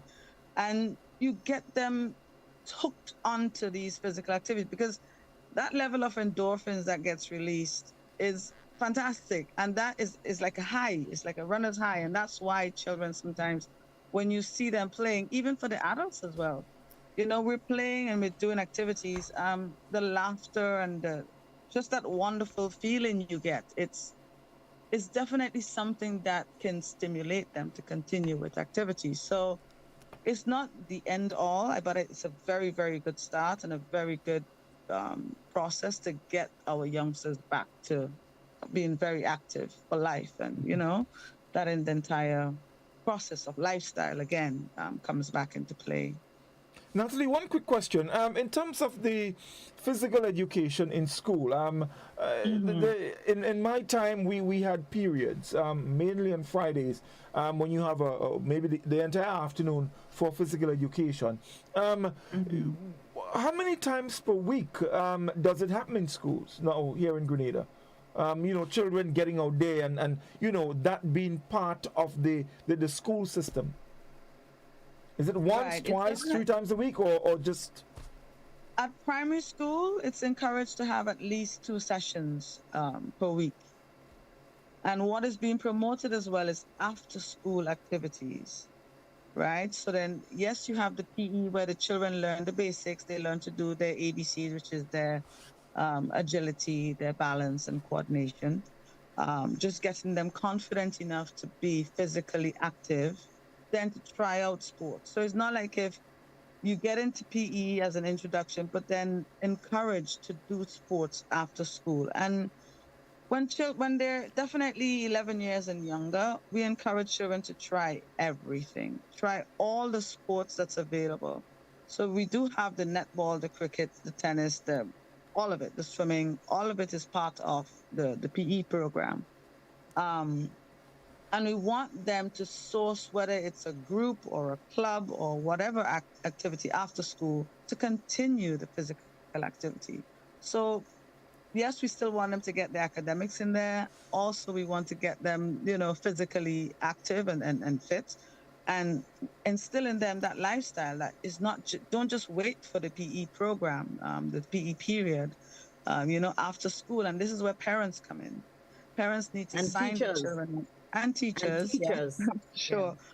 Yeah, because I know in some schools they have lessons up until 4 or 5. I'm thinking, what? Children need to explore. They need to get out there and be physically active. So definitely, I would say both parents, teachers, you know, even the guardians, get children involved, sign them up for different activities. Because I know for sure if it is. In my case, I really try and push for my nieces and nephews, and even within our communities there, to sign up for everything that's offered in the school. So if they have netball training, basketball training, whatever it is, sign up for these activities. And that's where that level of encouraging these youngsters to try these activities out. I think sometimes as an adult, we don't know how much of an impact just encouraging a youngster to join a group or be part of a team or try out for some of these activities that are offered, how much of an impact it has. So I want to implore on all adults to, you know, encourage youngsters. Basically, if you see based on their physique, you know, their height, whether they're tall, and encourage them to sign up for basketball, for volleyball. If they're not as tall, you know, get involved with the gymnastics that exists in some of the groups that's there. So it's a guide to youngsters, I think, and it has to start, I think, with adults encouraging and teaching and showing the youngsters. That's how that transformation will happen. But the PE program is definitely a start in the right direction. Thank you, I think Nataly. you have to take into account some of the new schools may not have the environment. Remember, schools usually have a pasture where kids can go out and play. Some of these new schools are stuck within communities that has limited space. So here again, the environment plays a very important role to increase our activity in the youthful age. You know, I've been listening to Nataly, and you know, she's talking about the, you know, the PE program and children signing up and all of that for some of the different activities that the school is offering, and I'm thinking, but in my time, there was nothing to sign up for. We just played. You know, you just went outside and you played. You did everything. You run, you just name it, and it was done. But that being said, I want to bring in Dr. Noel. Dr. Noel, Dr. Mathias mentioned earlier about, programs, outreach programs, campaigns, like this program, to help educate our people so they understand what is involved and the dangers that can befall them. As it relates to policies and campaigns, someone on my WhatsApp platform is suggesting that different areas can be identified. For example, and what was mentioned here is the bus terminal. On afternoons, the bus terminal is filled with school children. Is there something that we can come up with to have maybe signs, posters, billboards, pointing them in the direction of, the importance of not being obese? I mean, that is actually very topical that you just said that. So we actually had our monthly meeting, and this was about 2 days ago, and this was the exact topic that we were discussing. And one of the areas that we've pinpointed this year is going to be one of our main targets. So our campaign, we are looking at producing pamphlets and posters and small pieces to put on radio and TV on basic education on obesity and childhood obesity, defining it, looking at explanations as to what it can cause, to try and educate people that obesity isn't just a word, what it can actually lead to, these chronic diseases. So there's more understanding and education. And then because on the council, as we said, we have representatives from all the different areas within Grenada. So nutrition are going to be involved with that pamphlet, and different ideas of exchanging things. So one of the things we find is that people with their diets are very confused. If you just say to them, you can't eat this, you can't eat that, you can't eat the other, they're like, well, what can we eat? So this concept of, instead of eating this, try this. This is the kind of idea, like, let's change this, like we were saying, white potatoes, to eat maybe like brown grains or peas. You know what I mean? So the idea of the pamphlet is to give them a basic, simple idea of what they can get rid of, but what they can substitute it for, that hopefully will be economically of a similar price, but will have a much better nutritional guideline. So this is exactly what we're talking about, and we're in the process of developing over the next month or two, which we're going to be launching. And one of the things we also we're targeting is even within the doctor's offices. You have patients who come to see the doctors, and they come with all sorts of different complaints, but the patient is suffering from obesity as well. And it's often not something that's targeted or taken seriously. And often that's education for the medical profession as well. So these pamphlets and education documents will hopefully help them target. It will have contact numbers for health and nutrition, suggestions, you know what I mean? So that's it. I mean, we noted our target this year is education. At the end of the day, education is key to all of this. If the general population begin to understand the gravity of the outcome of obesity and the effect on their lives and how it's going to shorten their lifespan, the time they will have with their children, the time they will have with their grandchildren, and the cost to themselves and the nation, then if they start to understand then and start to be given tools to actually combat it in a simple way and in a language that is understood, then hopefully that is a major thing that we can start this year. Okay, thank you. Mrs. Brown, quickly, Dr. Noel was, making mention of, well, you can't do this, you can't do that. What can we eat? Mrs. Brown, I'm asking you, what can we eat? People are, they love taste. They love things that taste really good. The salt, the sugar. They love taste, What can we eat? So that we don't get obese and we don't get to a point where we have to visit Dr. Mathias' clinic. Well, you can eat a little bit of everything. The thing is, when we decide to overindulge, and that is one of the greatest problems. Now, what we can eat, we do have in Grenada dietary guidelines, food-based dietary guidelines. We're big on, when the pyramid was out in the U.S., we spoke about the pyramid. And when the plate came out, we speak about the plate. But we have our dietary guidelines, and you hear very little about it except coming from one or two particular groups. The food-based dietary guidelines was designed by Grenadians for Grenadians, not by the Grenada Food and Nutrition Council, by Grenadians for Grenadians. These dietary guidelines need to be driving our agriculture sector.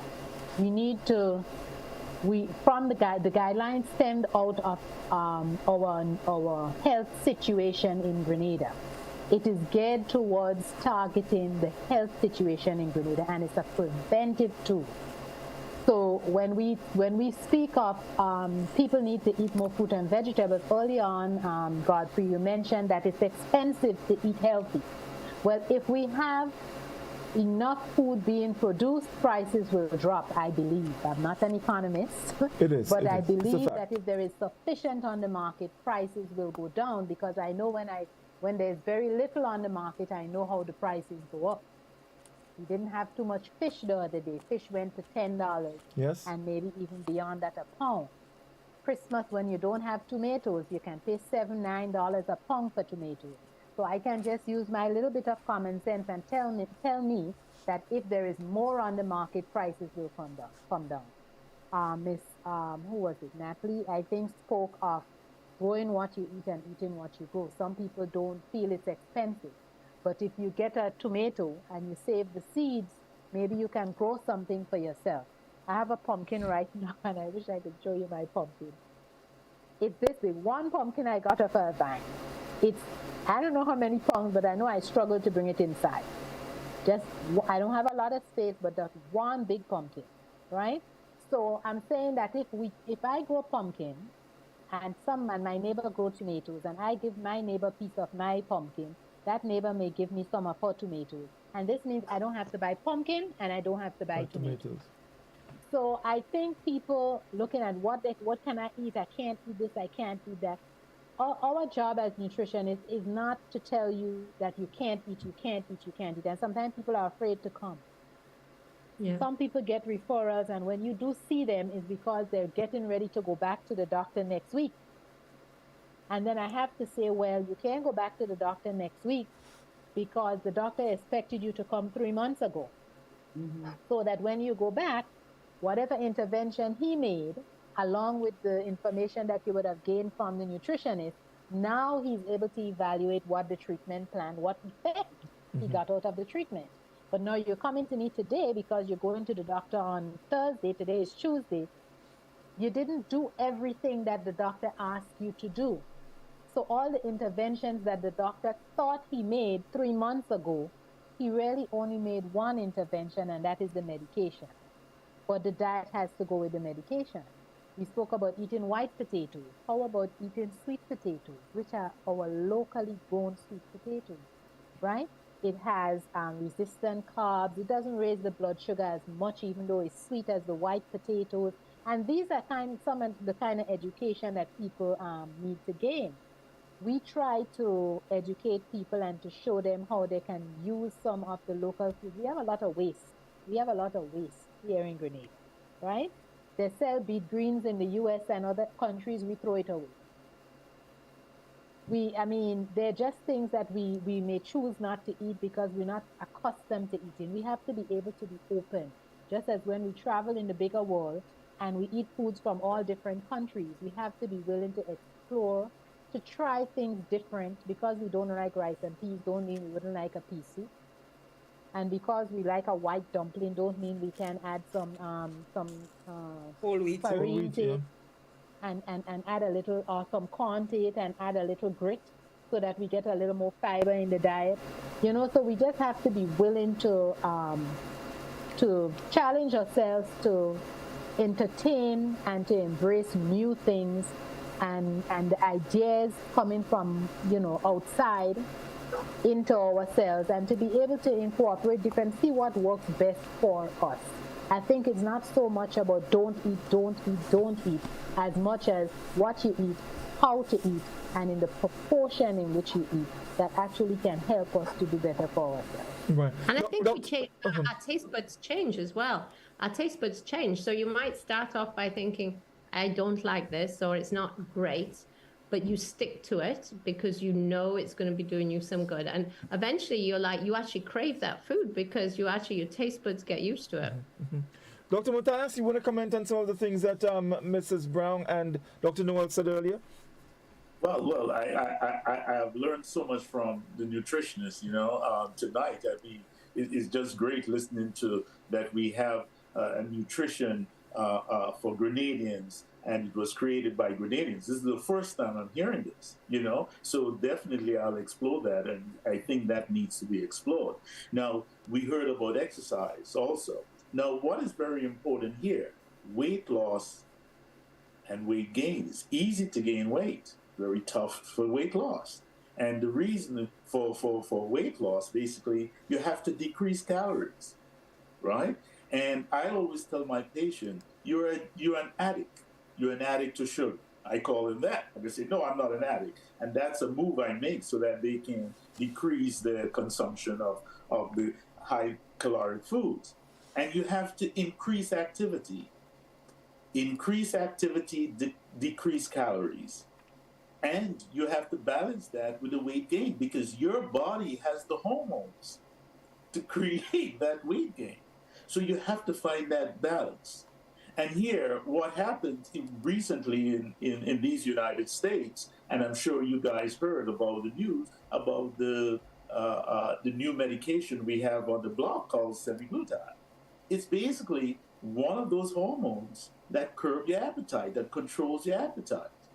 They have been able to market it, and obviously in the adult world, it's being used for weight loss. And even though initially it was to treat diabetic patients, and many of my diabetic patients have lost weight, and the company in turn saw the weight loss that occurred in many patients, and they repackaged the same medication for weight loss. So then folks knew about the medication for diabetic patients, and they were getting that medication for weight loss, even though they didn't have diabetes. So there's a shortage in the pipeline in treating my diabetic patients and having good outcome. So, here again, obesity drugs, when I said anti-obesity drugs, are the going thing now here, especially in the clinics in America. So yes, it's beneficial. It helps improve the diabetes, the weight loss, the hypertension. You see some improvement in the lipid profile, the well-being of the patient. You see some of those complications decrease. And here again, are we now going to take this and transfer it to kids? And they're doing studies to get approval for these medications to be used in adolescents who are obese. And it's the discovery of molecules to help us with this chronic disease. And it's fascinating, but yet lifestyle change, that is decrease calories, increase physical activity, is the number one step, so you don't have to pay a fortune for these drugs to have that beneficial outcome. Okay. Godfrey, if yes. I might add, I also think one of the major areas, and I know it was mentioned before, is the psychological aspect. Dr. Mathias spoke about he spoke about the gastric bypass. And one of the major components in a program where patients do surgery for weight loss is the psychological and analyzing the patient for their psychological well-being and giving them that support so that when they do weight loss surgery, that they're able to achieve the maximum of what they can achieve, that they're prepared mentally, because when you're really big, and people that do weight loss surgery are big people. I don't know, we probably have one or two in Grenada that size, but very big people. And so when they start losing weight, that weight loss is precipitous on the psyche as well. So that psychological aspect, and I think we're missing that in a lot of our programs in managing health, in managing diabetes. I think that is an area we need to be able to do that psychological testing, that asking these pertinent questions to these people so that we know that we're dealing with the person on a whole, looking at medical care on a whole and not just some medication, a nutritionist. The psychological aspect, I think, is key.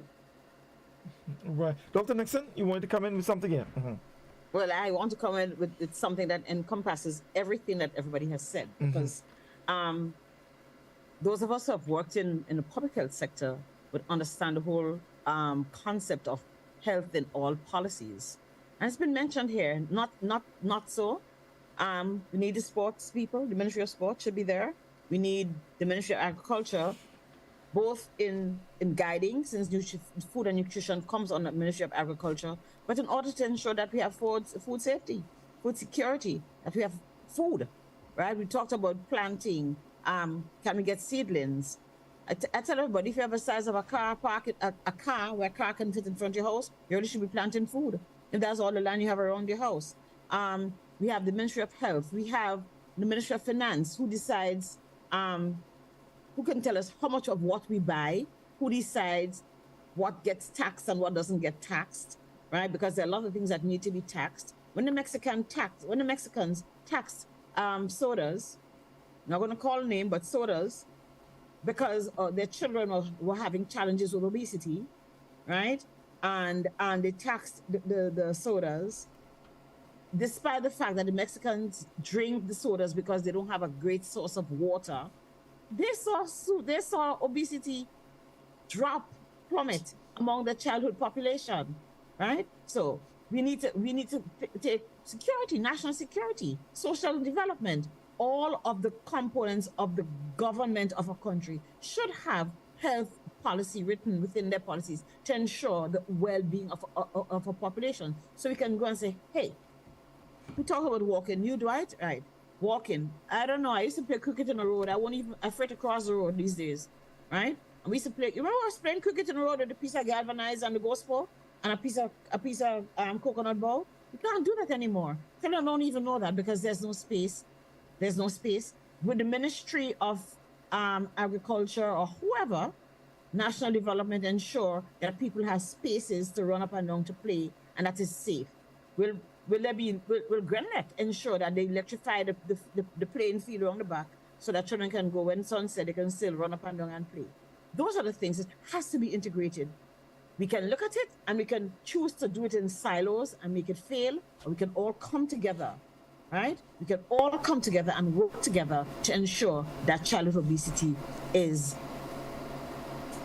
obliterated. And I mean really obliterated, like a bazooka. We attack it and we break down whatever barriers we can, and we work collectively to ensure that childhood obesity remains in our history. A nice part of history can write that we fought this and we got our children back still. Thank you very much, Dr. Nixon. And that has actually brought us to the end of our program, because that's all the time we have for this evening. No, you can't finish the program yet, because there's something else we need to talk about. It's almost 10 o'clock. We may have to come. Actually, it's a good thing, because what I would like to do at this point is to invite you all next week so we can have a part 2 of this, because I know Ms. Brung has a lot more to speak about. I know Dr. Noel wants to tell us a lot more about some of the policies. Nataly has a lot to talk about sports. And we have not even, scratched the surface with Dr. Mathias yet. So I would love to have you all back. Make an announcement. Yes, we will. Yeah, we will. We will make the announcement. No, today. Yes, because we've been promoting. Oh, sorry. Yes, because we will. We've been promoting the walk all along. And I need to tell people the walk has been postponed. So I don't want people to go and buy the sneakers and the nice Nike and Adidas and all the fancy things. The Rotary walk has been postponed until the 19th. Right. So I just wanted people to know about that. Yeah. So what I'm going to do, I'm going to give each one of you 30 seconds just to say a final word, before we go. So let's start with Nataly. Sure. Well, thank you. I just want to encourage parents to encourage their children to get off the computer, get outside, no more TV, lock everything down, no more electronics. Just get the kids outside to do those activities. Sign them up or just get them out. You take them on a hike. And it's very important. And you will see the drastic difference in their mood, their ability to focus, their just being a more, confident individual. And of course, they'll to be healthy and look well. Thank you, Nataly. Mrs. Brown?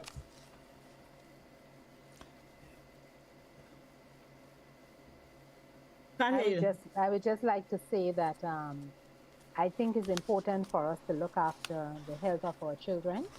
It may seem challenging at times, but if we do it now, we don't have to do it in the long term. It's expensive to eat healthy, but it's even more expensive to treat the diseases that are up ahead. Yes.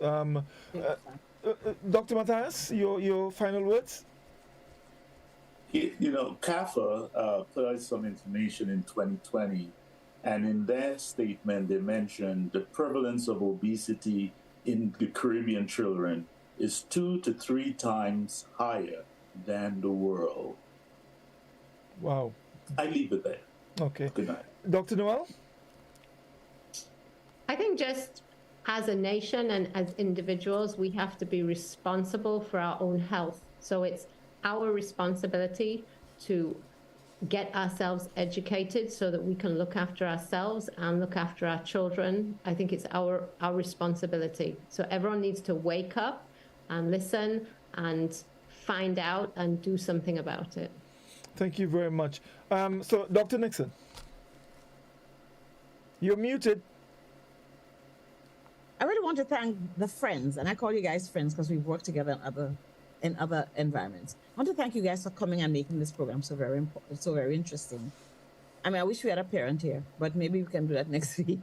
The truth is, we cannot do this alone. The bigger truth is that this must be done. We have the evidence to prove that childhood obesity is a challenge. And by extension, it does get more as we become older. And that we have to use all the resources. You know, the truth is we actually have all the resources in Grenada to combat this. We just need to look for it and work together. No one agency can do this alone. And we'll work together to make sure that our children become healthy, happy, long-living adults. So thank you, guys. And I guess we see you next week, as Mr. Godfrey said. Yes, indeed. Well, I too want to join Dr. Nixon to say thank you very much. You know, Mrs. Brown, Nataly, Dr. Noel, Dr. Mathias, I thank you also very much for this very, very important program. And we're looking forward to having you back next week, of course, so we can continue and, you know, spread the word out there.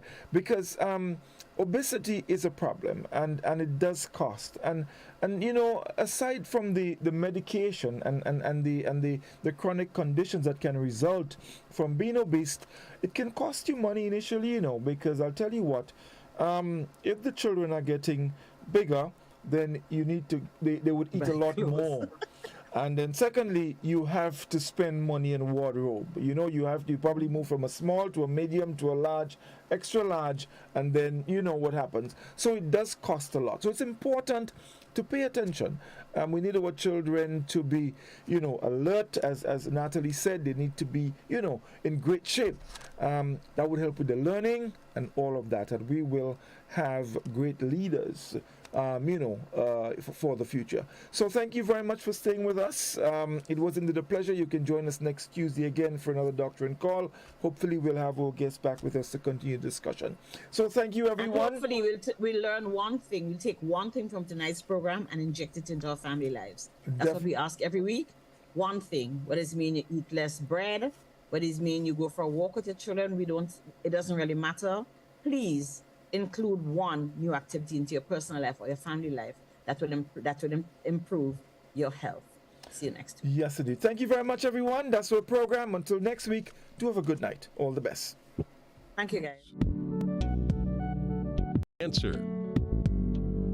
Measles, diabetes, AIDS, cancer.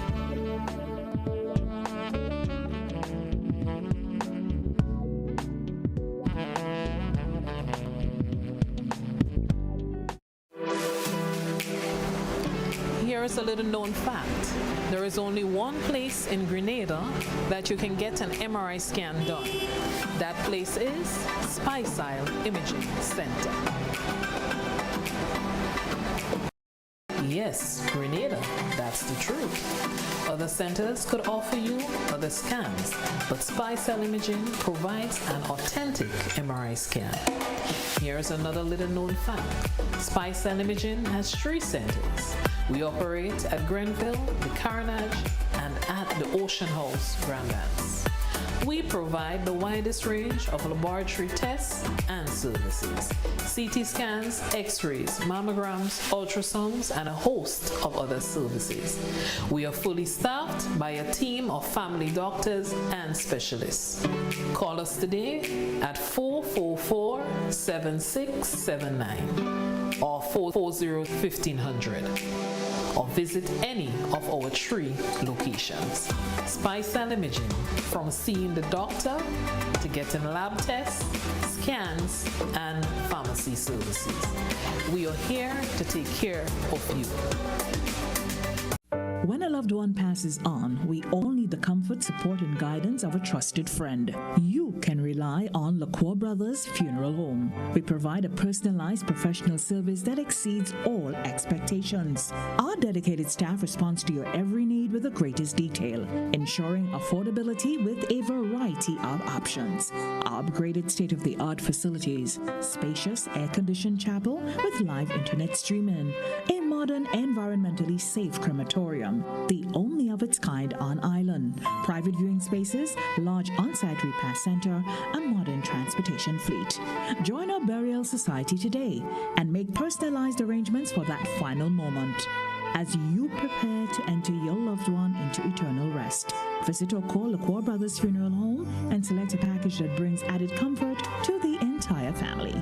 LaCour Brothers Funeral Home and Burial Society, continuing a tradition of excellence.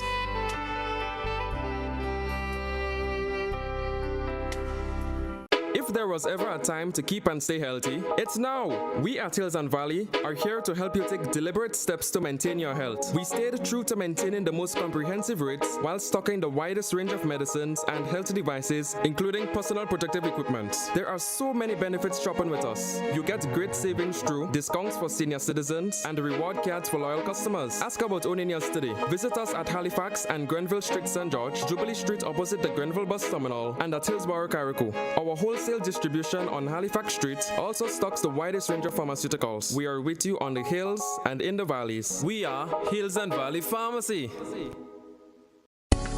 Believe in our strength, we'll stand by you. Protection from all perils, big and small. Reassurance we give, it's so clear to see. Peace of mind, that's our service guarantee. We look after all our family, yes we do, at every opportunity. Antillean Group, underwriters of all classes of insurance solutions for your protection and investment. Live well financially. Here is a little known fact. There is only one place in Grenada that you can get an MRI scan done. That place is Spicel Imaging Center. Yes, Grenada, that's the truth. Other centers could offer you other scans, but Spicel Imaging provides an authentic MRI scan. Here's another little known fact. Spicel Imaging has 3 centers. We operate at Grenville, the Carnage, and at the Ocean House, Grandlands. We provide the widest range of laboratory tests and services: CT scans, x-rays, mammograms, ultrasounds, and a host of other services. We are fully staffed by a team of family doctors and specialists. Call us today at 444-7679 or 440-1500. or visit any of our 3 locations. Spicel Imaging, from seeing the doctor to getting lab tests, scans, and pharmacy services. We are here to take care of you. Believe in our strength, we'll stand by you. Protection from all perils, big and small. Reassurance we give, it's so clear to see. Peace of mind, that's our service guarantee. We look after all our family, yes we do, at every opportunity. Antillean Group, underwriters of all classes of insurance solutions for your protection and investment. Live well financially. Do you have muscular pain that no one can find a solution for? Are you tired of taking meds for joint and other pains? Hills and Valley Medicare Center on Grenville Street, St. George is here to help you heal. We will help you map a path to your full recovery. Visit us Monday to Saturday for a consultation with our on-site doctor, physiotherapist, and massage team. You will be glad you did. Our Medicare Center, a proud member of the Hills and Valley group of companies. On the hilltop or in the valley, we are with you wherever life takes you. Hills and Valley Pharmacy. Your health is our business. The Doctor and Call was brought to you with the kind compliments of Antillean Life Insurance, Hills and Valley Pharmacy, and Spice Isle Imaging Center.